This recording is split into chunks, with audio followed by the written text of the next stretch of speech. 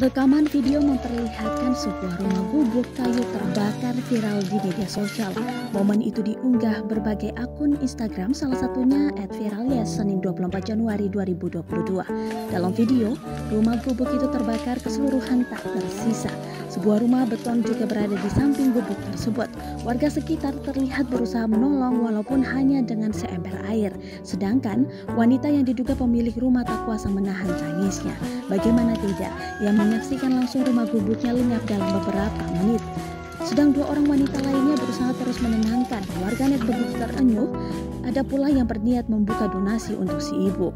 Adapun kejadian tersebut terjadi di Temon Rayon, Ponorogo pada Minggu 23 Januari 2022.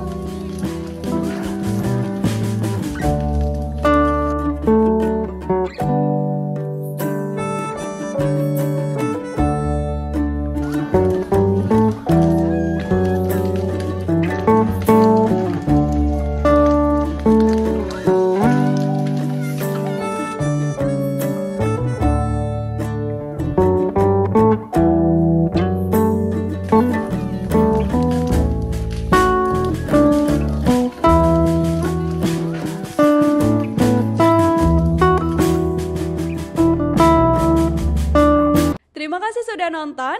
Jangan lupa like, subscribe, dan share ya.